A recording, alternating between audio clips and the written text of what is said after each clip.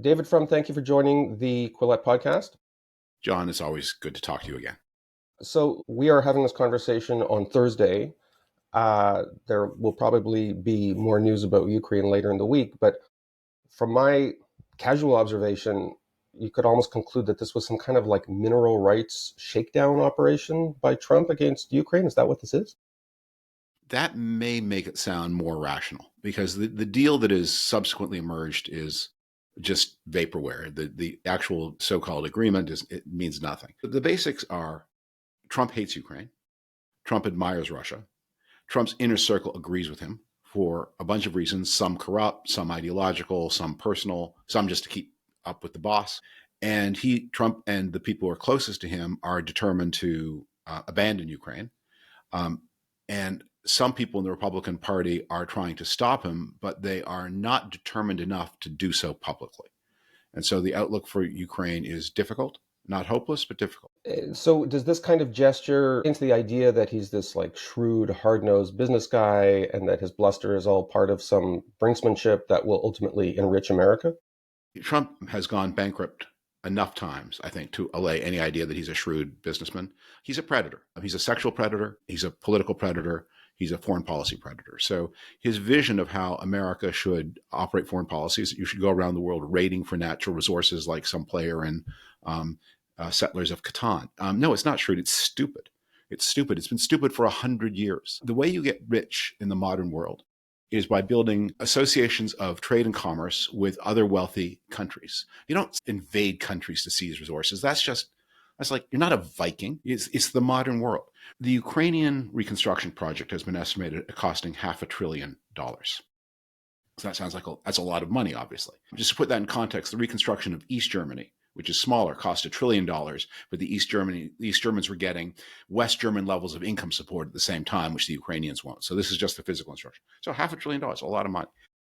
Before the war, Ukraine had a GDP per capita that was about the lowest in Europe. If you could just raise the GDP per capita in Ukraine to the level, not of Denmark, but of next door Romania, you would be adding hundreds of billions of euros a year to the European GDP.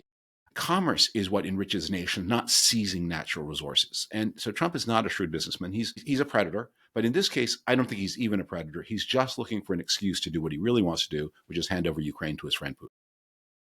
So I guess it was about a decade ago, you wrote this very prescient article in Atlantic about the undercurrents in GOP politics, especially in regard to immigration, that were really fueling the mania for Trump. One reason we were so happy that you appeared on the podcast is because you're not just a good analyst of Trump, but of kind of the forces that lead up to him. And in this case, you see it on social media. There's this strange kind of, like, I don't even pretend to understand it, this like seething hostility at Ukraine that you see on, but it's a very weird kind of thing because in my simplistic outlook, you see this larger country invade a smaller country. This is Russia invading Ukraine on like the most absurd of pretexts, and you just expect people of common sense to say, okay, this is not a good thing. Can you like explain? It seems to go beyond the amount of money that the United States has invested in Ukraine's war effort, which I think Trump says it's $500 billion. I think That's demented. That's not even demented. It's just a lie. A German think tank, I think, estimated it. I think it is something like $113 billion. But whatever it is,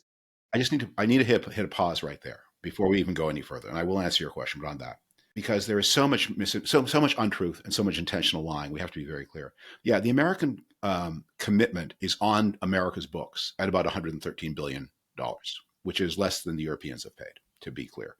But that's not folding money. So the vast majority of that $113 billion has been taking a 1980s weapon system out of storage and putting it on a ship and sending it to Ukraine. Now, taking the system out of storage and putting it on the ship, that costs folding money. But the weapon system actually costs nothing because it was just going to it was just going to molder there until it became so obsolete it would just have to be junked. And even antiquated American equipment is better than contemporary Russian equipment. But the bulk of the $113 billion, I just want to stress, is about things. The actual amount of folding money the Ukrainians have got is maybe a third to a quarter, that $113 billion. So it's not been a hugely costly investment. Where does it come from? opposition? Well, part of it is just the leader principle. If you are a MAGA Republican in good standing, you believe two things: Jeffrey Epstein is bad and Andrew Tate is good. Now, how do you reconcile those two propositions? How do you reconcile them? Well, you don't. You just think, well, the leader likes Andrew Tate, and the leader does not publicly like, although whatever his private feelings, Jeffrey Epstein. So I have these two completely contradictory views that I have them purely because of peer thinking and group thinking and leader deference. So that's a big part of MAGA. Whatever the leader says is what we believe. If Trump changed his mind about Ukraine tomorrow, the vast majority of people in MAGA who are against Ukraine today would change their mind tomorrow. They don't care about it. It's not important to them. It's just proving that Trump is right. And when Trump goes on one of his periodic explosions that is especially crazy and especially malicious, the need to protect him and defend him becomes all the more extreme. The bigger the lie, the more fervid the defense. Yeah. I think, yeah.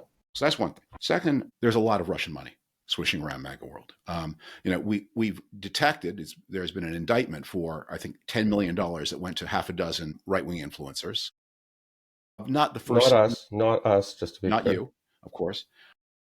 And one of the people to whom it was offered, I want to stress with honor, turned it down. Sebastian Gorka was offered Russian money and said, this smells like Russian money, and he turned it down. Whatever disagreements one might have with Sebastian He's a Gorka. colorful figure, so, okay. Yeah. All right. But you know what? I have to salute man of honor. Mark in his favor. But a number of other people, Benny Johnson, Dave Rubin, it wasn't told to them that it was Russian money, but you'd have to be pretty clueless not to figure out that it was. But they say they were that clueless. Maybe that's true. Just to be clear, we're not alleging they are on the take knowingly from. No, but they took but that's $10 million that we know about. There's other money that we don't. And I think it sluices around in all kinds of ways. Plus, the hope for money is as powerful a force as the money itself. Then there's ideology, that there are people who genuinely think that Putin is the champion of the heterosexual white race against gay neoliberalism. And so there are people who like it for that reason.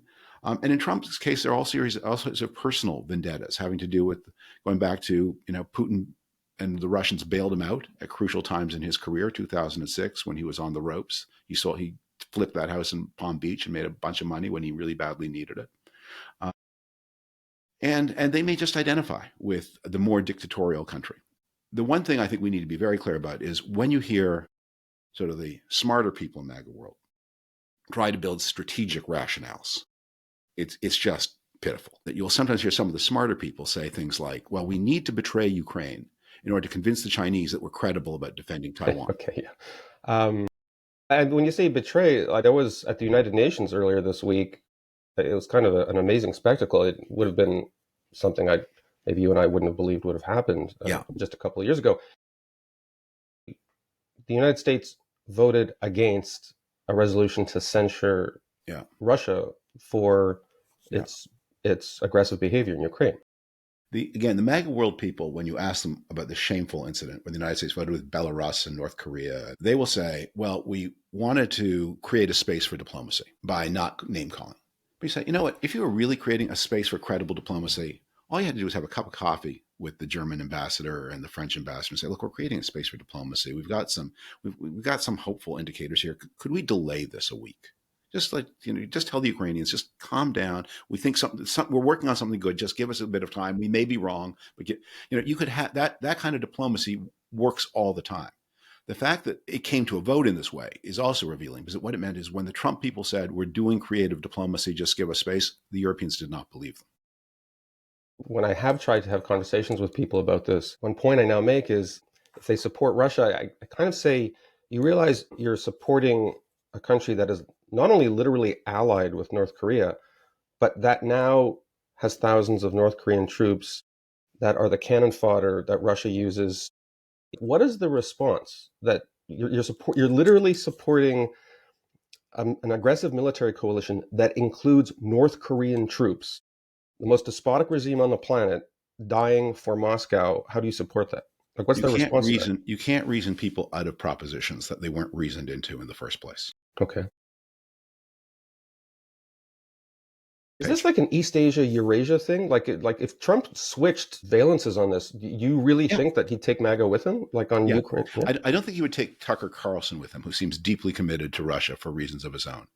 but he'd take Benny Johnson with him. Sure. He'd take the Fox News lineup with him, for sure. And he might not change Elon Musk, because Elon Musk seems to, again, have other interests having to do with his whatever. I won't speculate, but he has other commitments. And I think they wouldn't change too much some of the tone of the discussion on Twitter specifically, because a lot of that does seem driven by the Russian effort. The Russians don't keep up. They haven't gotten the memo that Elon Musk killed Twitter as a source of influence in Western politics. And it's no sense keeping these factories in Russian cities open. But yeah, the valences would, of course, change. A lot of this is just the happenstance that some Russian money came Trump's way when he really needed it. He thought it was sent him by Putin. That's according to Michael Cohen, his own lawyer. Whether that's true or not, I don't know. But according to Michael Cohen, Trump believes it. And Trump admires Putin and admires the system of government that he's built and wants something more like it for the United States. And he hates Ukraine, and he hates Zelensky in particular.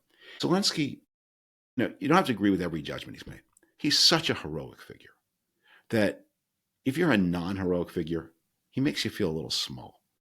And the people around Trump are very non-heroic figures. I mean, if you are if you are a less MAGA Republican, if you're kind of a normal Republican, you used to be one kind of person, and you know what the right answer is, and you know that people admire Zelensky, and you know the role you are playing in history, and so you end up resenting Zelensky for making you look bad. That's a very common thing. He was so brave, and you're so not. And he was afraid for his life, and you're afraid of mean tweets from Trump. Of course you hate him. Do you mind if I segue a little bit into the Middle East situation?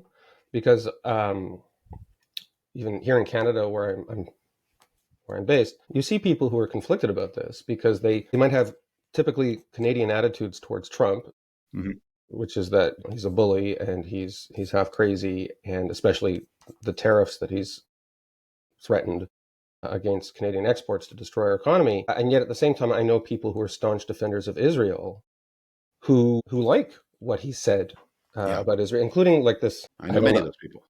I don't know what to call it. This video he has, I don't know if you've seen it, where Gaza is imagined as a kind of like Caribbean paradise, like With men with beards and bikinis. that was very odd, and a curiously large number of gold Trump statues Yeah. everywhere. You know, But anyway, one of the things you would think that Christian conservatives would be aware of is leaders who build giant gold statues to themselves. idolatry. But I bet even more than the conversations about Ukraine, perhaps when you come back to Toronto, you have conversations with people who maybe share some of our views about Israel's right to defend itself, and the horrific terrorist attacks that Hamas launched in 2023. And they're probably conflicted too. How do people manage that cognitive I have dissonance? this conversation a lot, and you're describing many of the people I know.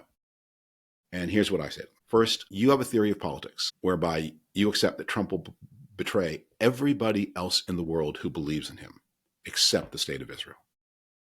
I said, I wouldn't make that bet. This man is faithless to the bottom of his character, and he will turn on Israel. Second, many of the things that he's doing in the name of helping Israel are not really all that beneficial. Israel needs some kind of political solution in Gaza. You're not going to move millions of people out of Gaza, and you can't leave them living in tents forever. There has to be some kind of reconstruction, which requires some kinds of security, which, if you're going to attract any investment, which requires some kind of system of governance. And it can't be a giant gold statue of Trump providing supernatural Dubai-like power. That's none. All Trump is doing is setting Israel up for failure by making grandiose promises that are not going to come true. And meanwhile, the real work of arriving at some kind of political settlement for Gaza is not being done. And that problem will only fester. And if 3 years from now, we have a situation in Gaza where, despite all the weird videos that Trump releases, the fact is there has been no progress. It's a gangster state. It's run by, becomes half a terrorist group, half an organized crime group in competition with other It's like organized a crime groups. Somalia. It's a Somalia in the Middle East. It's Somalia. And the people are living in tents, and and the international community has forgotten all about October 7th. How is that a good destination for Israel? I'm a strong supporter of the state of Israel, but it's not immune to the laws of politics. It needs solutions too. And you have non-solutions based leaders. That's not good. And although I get why people were particularly nervous about the particular group of people who would have been empowered had Kamala Harris won. I accept that. I know the people who would have had power, and I can see why Friends of Israel were worried. But at least they would at least that group, for all their defects from my point of view, would have understood there's a political problem here and it requires some kind of political solution, and magic videos aren't the political solution. So, taking a trip down memory lane here, you and I both worked at the National Post newspaper, Canadian national newspaper that began in 1998. I mean, at the time, you were already an established figure. That's when I was starting my own journalistic career. But I remember that a lot of discussions people had about foreign policy in conservative circles was kind of like, well, what would Reagan do? What are the principles that Ronald Reagan would do? Which that kind of already held some currency then, but now it seems farcical. Like that Ronald Reagan, the person who was tear down this wall, his GOP successor is now openly siding with Russia, essentially saying tear down this wall so you can run your tanks through it and take over European territory. Does anybody in Washington say Reagan's name anymore? Like, does it mean anything to No, the sort of personalities around him or anything like that? no, there are a few. It needs to be stressed that what Trump is doing with Ukraine and Russia is not just, I mean, his affinity for Russia seems unusually intense, and his antipathy to Ukraine seems unusually special. Although he's now decided that after Ukraine, Canada is the country he hates second most in the world, with Germany maybe third. But look, again, the more elegant, presentable MAGA people explain this as part of some strategy about China.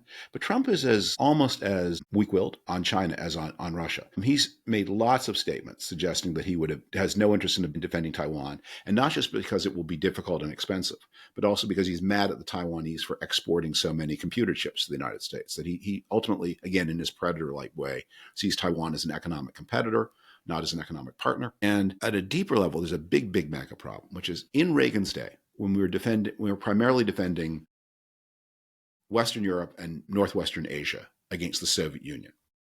We were dealing with partners who were highly congenial.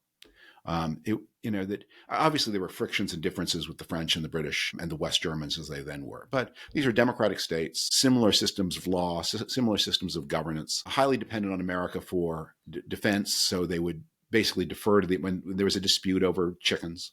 As there literally was, there's a famous chicken war between the United States and the EU. The EU would eventually relent because they would say the defense of our chicken industry is not worth sacrificing our defense. If your goal is to balance China, you're going to be working with much less congenial partners. The partners to balance China are India, Vietnam, the Philippines, Indonesia, countries that are not so congenial, with whom you don't share values, with whom you don't share legal systems. And they're going to say, our first question is, can we even trust you? Do we share any interests, and can we trust you? And if you begin by saying, well, look how we treated the last important country to need our protection against aggression. We sold them out after 3 years because of a change of government. I think the Indonesians and the Filipinos and the Malaysians and the Vietnamese and the others will say, you know what, you don't look like a good bet. We're going to make our deal with China because at least their word holds. However ugly their word is, when they give their word, it holds, and your word did not. And meanwhile, we're seeing the unraveling, the deliberate self-destruction of the American-led alliance system and order system, plus an attack on the World Trade System. What happened to the legendary system of American checks and balances? The system was supposed to be, there's all these checks and balances. Yes, it paralyzes government with this budget brinksmanship and so forth, but at least one person or one party can't take over everything. It seems like one of the things we're looking at is the illusory nature of the checks and balances that people like Madison put in place more than 2 centuries ago. Yeah, I wouldn't pronounce it dead, because there are important checks on Trump, and he is going to meet friction. This is not going to be an automatic or seamless success for him. His party just passed through the House of Representatives a budget resolution that is going to mean real hardship for a lot of people, veterans, rural people who are part of the Trump base, and there may be consequences for that. Some of the cowardly Republicans who are supporting now because they're afraid of him may discover they're also afraid of taking veterans' benefits away, closing nursing homes that are supported by Medicaid. But it's important to remember that checks and balances is a metaphor. It compares government to a mechanism. And governments are made up of human beings. That's all there is, just human beings. And one of the things that Madison emphasized, the political science that was in vogue in the 90s and 60s emphasized the mechanical aspects of Madison's thought. But Madison never stopped saying, and the others too, that a lot of this depended on the character of human beings to make it work. And Madison said these institutions will make up for the shortfalls or compensate for the shortfalls of human nature. That said, Yeah, federalism is still there. The Republicans, honest elections are held in 2026, and let's hope they are.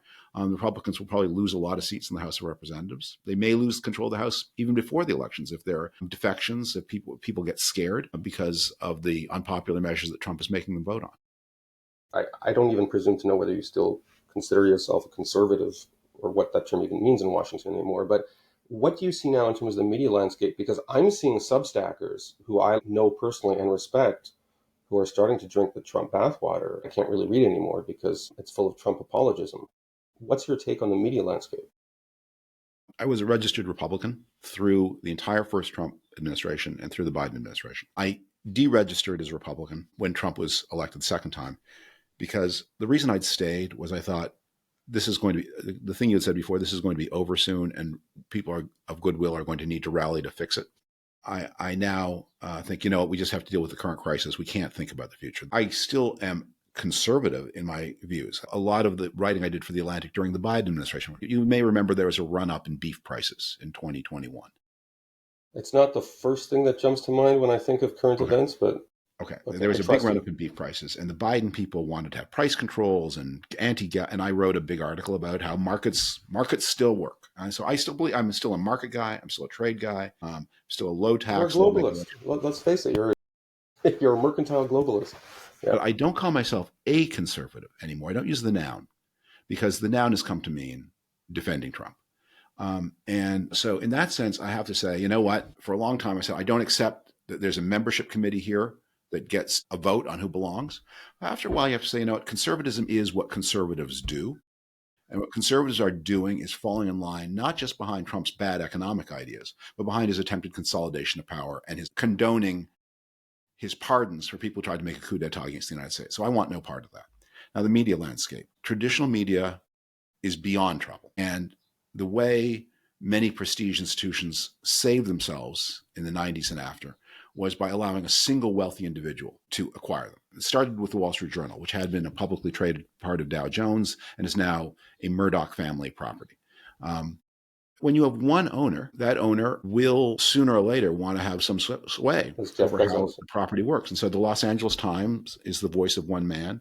The Washington Post is increasingly the voice. But that's been true of the Wall Street Journal. I mean, it led the way. That was the first place where joint stock ownership was replaced by one individual person.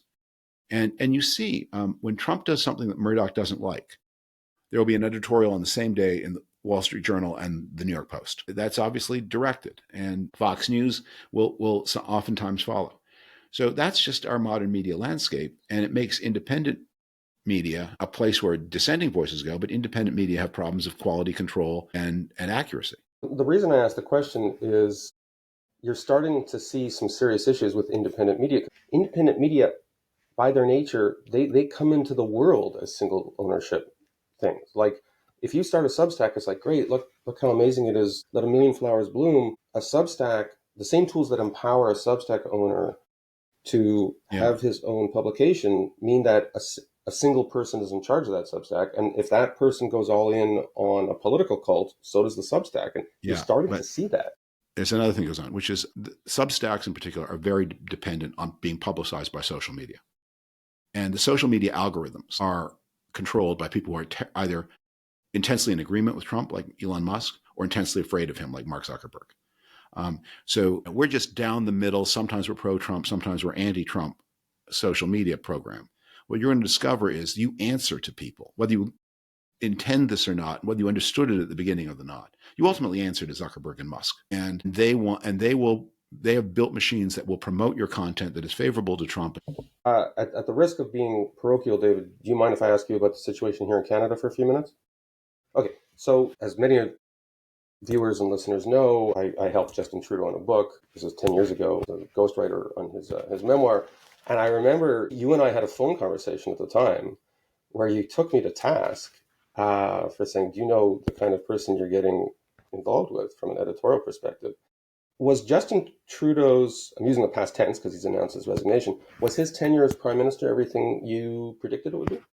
I won't claim to have predicted it because he became prime minister in 2015. He became leader of the party in about 2010, something like that. So he rose to power in the reconstruction from the Great Recession, which had touched Canada much more mildly than the United States. This was before the parties of the center left took the huge swing to cultural progressivism that began about 2014. When we were talking with Justin Trudeau, that was something that was still happening in the future. It was kind of a hard thing. It was a kind of hard thing to imagine. If you'd said in 2010, will there come a day when the Liberal Party of Canada, one of the most ruthless power-seeking organizations in the history of democratic politics, will take down the Canadian flag for Yeah. weeks and weeks and weeks. Almost 6 months, David. Yeah. Just to scold the voters that they need. The Liberal Party, no, I think of the Liberal Party of Canada as its sins are venality, its sins are amorality. Well, just by the way, and just for people who aren't familiar, this is the so-called unmarked grave scandal of 2021, when the nation was cast into purdah because, well, the graves haven't been found yet, I guess, that we were a genocide state and so forth. That's what you were referring to. Right. So I didn't see that. But what were you scared? Like when we had that conversation, what at the time, what was the thing about him that caused you? I thought he was a shallow and emotionally exploitive person who was he was the class example of the person who's in politics to be something, not to do something. And all politicians are in some ways, look, we're all imperfect characters. And politicians are more imperfect than most because there's something normal person. You have a choice of spending the evening with the people you love most in this world or with a room full of total strangers. The normal person says, I will choose the people I love most in the world. The politician chooses the room full of total strangers. So there's something they need that they're lacking, that politics gives them. And so that makes them always sort of more oddly shaped people than normal. By definition, they're different. But if there are things they're strongly committed to do, then those odd shapes in their personality can serve some good causes, because they say, you know what, this person may have more need for approval than is entirely psychologically healthy, but they're here to do something important.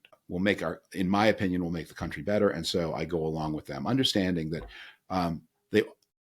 you don't want to get too close because they always disappoint you. They always use you. They always chew. That's just the nature of the people around politicians. They're there to be used, to be chewed up and spat out. And that's just the fate of that next round of person. And that's the nature of things. But if the person is in politics not to do something, but just to be something, I think Canada is now paying a price for this. As Canadians have faced this challenge from Trump, where Trump is saying, I want to annex Canada. And that's mostly just a troll, but it's a gesture of contempt and disrespect and hostility that comes from somewhere deep. And Canadians are now challenged to say, yeah, you know what? We love the United States. We admire it. We've been partners in war and peace. We're economic partners. We trade freely. We go back and forth. Many families have members on both sides of the border. It's as harmonious an international relationship as there exists in the world, but still two countries with two slightly different histories. How do you maintain that when the government of the country has launched these utterly false allegations of genocide? Genocide, the worst crime there is, based on information that everyone at the time either knew or should have known to be false. There was this claim that unmarked graves or disturbed ground had been found that might be unmarked graves, previously unknown. Even if the claim had been true, which it was not, but even if the claim had been true, Canadians have known for a long time and have paid penance for a long time to the fact that earlier generations of Canadians tried residential schools as a solution to the social problems of bringing the native population into the modern world. You couldn't just leave them alone because the modern world had come. There was no choice about adjusting to it, what to do. And residential schools were an answer. And among the many things that turned out to be wrong with residential schools is it turned out they were incubators of infectious disease, especially tuberculosis. The cause of tuberculosis is not identified, I think, until the end of the 19th century, and a solution and a cure is not found until, I think, the 1930s. So you incubate tuberculosis, you're going to get a lot of deaths, both among the students and among the teachers. And that happened, and Canadians have known it. And atonement was made. Histories, before 2006, at least two major histories were written. Billions of dollars of compensation were paid. I guess one reason I bring it up is because you have Canadian roots. More than that, I have a Canadian passport and a house in Canada. I have lost kind of faith in the stability of the Canadian character because I have seen it lurch from May and June 2021 at the depths of the social panic when Trudeau lowered the flag on Canadian buildings for almost 6 months, again, as a sign of national disgrace. You had conservatives in Canada saying we're a genocide state and this and that. And the that the national Canadian political liturgy became a Yeah. liturgy of shame and Yeah. self-flagellation. And now it's just what? It's less than 4 years later, and you see progressives waving little Canadian flags saying that Canada is a paradise on earth compared to the American dystopia led by Trump. I mean, both of these visions are nonsense, but the sheer instability, again, it's going back to the East Asia Eurasia thing that you see among Trump fans. Like, it's made me lose faith in the stability of the collective intellect of political constituencies. I mean, people just lose their mind.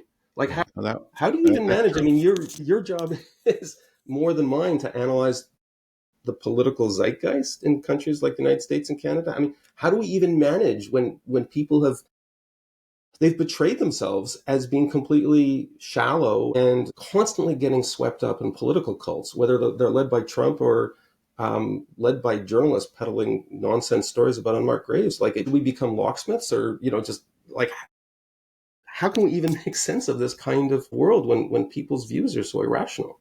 Yeah. Like, Well, I there are a ask couple of myself ways. this question all the time. That's why I write on my own writing. I write more about ancient history now. I write more about board games. I write more about technology because I don't know what to say about political constituencies that are, put aside that they're stupid, that they're unstably stupid. Like, Well, Marty Barron, the great editor of the Washington Post, and maybe the last great editor of the Washington Post, gave some advice to his journalists during the Trump era. He said, when figures like Trump arise, we don't go to war, we go to work. And I just think for journalists, put the sandwich in the lunch bucket, take the lunch bucket to the rock face, and do the job. I during the panic, the Canadian panic, there is a series of one of my responses to it was I went to Nigeria to do two stories about the return of African art to Africa, and to show, which was a big demand of that moment, and to show what, in the most intimate, detailed way, what that would mean. Let me introduce you to the cast of characters who will control these objects and what they will do with them. Not in a way that's editorializing or opinionated or hypothetical. I will go to them and talk to them and get them on the record. And so that's the kind of work that journalists can do in a time of hysteria. Is you have to keep your head. But it's also the job of politicians. The resolution that accused Canada of genocide in the past Parliament in 22 passed unanimously. Now, there were a lot of absences that day. Maybe the people who would have voted no were just not there. Denial of genocides that happened is a very bad thing to do. denialism, like this term But denialism, the term denialism is it's now like, weaponized. It's against you and me. if it's as if we created a world where they said, look, this person denies astronomy, this person denies astrology, they're both deniers. I mean, denying astronomy is false and maybe malicious. Denying astrology is an act of advancing human knowledge because you're telling people that isn't true. I deny that vaccines cause autism. Other people deny that vaccines cure measles. Oh my God. David, thank you so much for joining the Quillette Thank you. podcast. I appreciate it, and good luck dealing with the next 4 years in Washington. Thank you so much. Bye-bye.